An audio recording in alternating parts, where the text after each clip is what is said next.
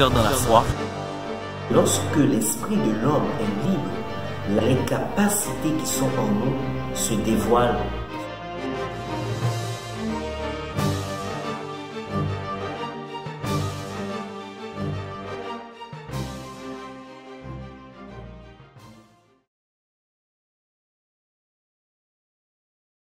C'est votre serviteur Joël Bautista dans Une minute pour une parole.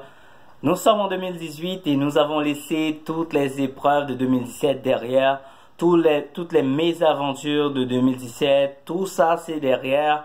On avance avec la parole de Dieu, on avance avec les promesses de Dieu, on avance pour une nouvelle année riche en grâce, riche en salut, riche en bonheur, riche en protection, riche en sécurité. Ce sont là tous les souhaits que je vous souhaite dans le nom de Jésus.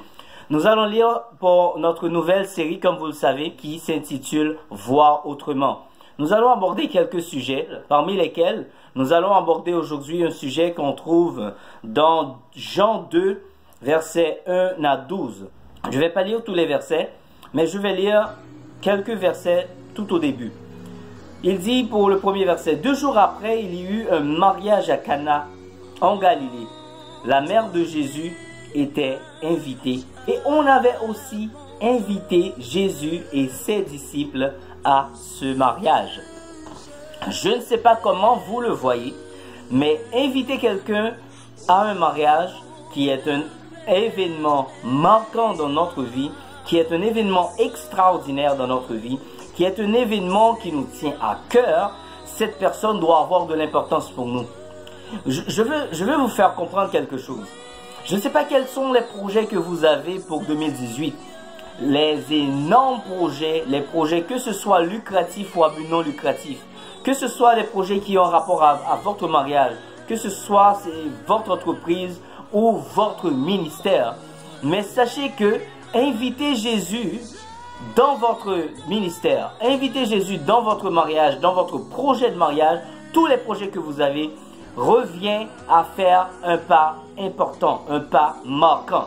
Vous voulez que ce sacrifice vous apporte un bénéfice. Le bénéfice, je vais vous parler de ce bénéfice. Le bénéfice que ça apporte, c'est que lorsque vous terminez la lecture jusqu'au verset 12, vous allez comprendre, arrivé à un moment donné, comme il est dit dans le verset 3, à un moment donné, il ne resta plus de vin. Et vous savez que le vin, dans un mariage, est un élément important. C'est incontournable d'avoir du vin dans un mariage. C'est incontournable d'avoir de l'argent pour un projet de construction, pour un projet d'achat, même pour un ministère. C'est incontournable d'avoir des gens autour de nous qui nous supportent. Nous ne pouvons pas réussir si nous n'avons pas des éléments incontournables. Et lorsque vous invitez Jésus dans vos projets, lorsque vous serez en manque de cet élément incontournable, vous avez le droit de lui dire, Jésus, il manque d'argent. Jésus, il manque ci, il manque ça. Il manque d'amour dans mon mariage.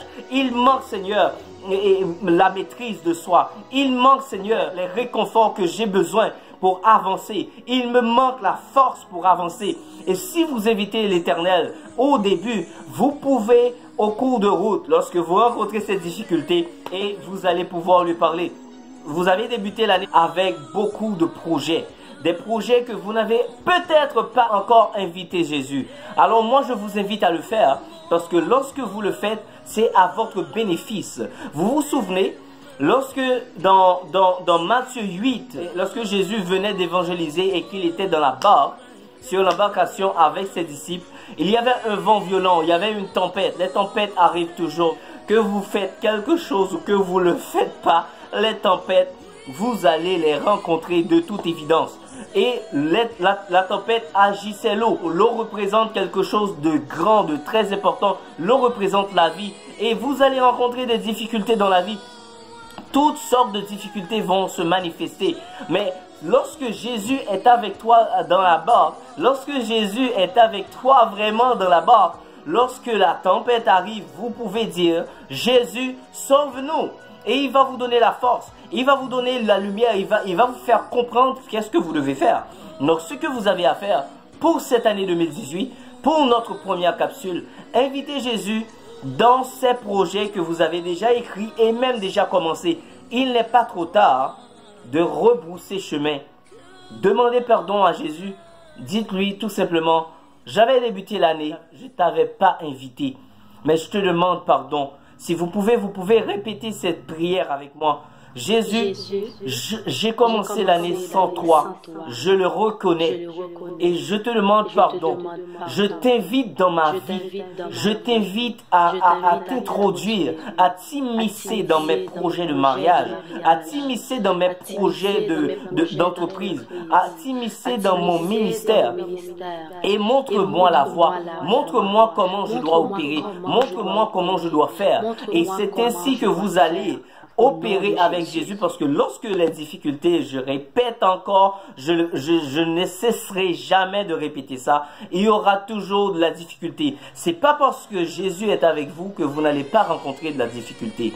Écoutez très bien et je le répète, ce n'est pas parce que vous êtes chrétien, ce n'est pas parce que Jésus est avec vous que vous n'allez pas rencontrer des difficultés. Parce que les obstacles de la vie, les épreuves de la vie vont toujours venir.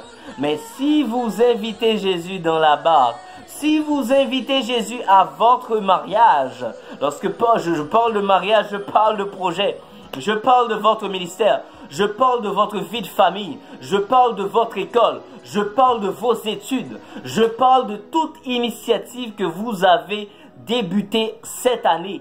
Invitez Jésus et à un moment donné, lorsqu'il manquera de vin, Jésus va intervenir pour faire un miracle dans votre vie. Vous allez voir votre eau changer en vin. Il va faire un miracle lorsque vous serez dans la barque. Il va dire à la tempête, arrêtez, cessez de parler, cessez de bouger, cessez de faire peur à mes enfants. Et vous allez réussir dans tout ce que vous entreprendrez. C'était votre serviteur Joël Bautista pour notre première capsule. C'était ça mon invitation. Voyez ça autrement. N'entrez pas dans des initiatives sans avoir invité Jésus. N'entrez pas dans des initiatives sans avoir invité Jésus. Et il n'est pas trop tard. Il n'est pas trop tard de revenir et de demander à Jésus, rentre là-dedans. Et si vous savez qu'il va vous répondre et qu'il vous a répondu de rebrousser chemin, de changer de projet, laissez tomber. Ça, c'est pour votre sécurité. Ça, c'est une assurance. Vous avez besoin d'une assurance. Et Jésus est votre assurance. Ne le gâchez pas. S'il vous plaît. Ne le gâchez pas. C'est votre frère dans la foi qui vous parle. Ne le gâchez pas. J'ai fait assez d'expérience pour comprendre que inviter Jésus dans ma vie a été pour moi la plus belle et la plus grande décision que j'ai jamais prise. Toutes les épreuves que j'ai passées dans ma vie personnelle, lorsque je me souviens avoir invité Jésus, je lui demande, qu'est-ce que tu fais maintenant?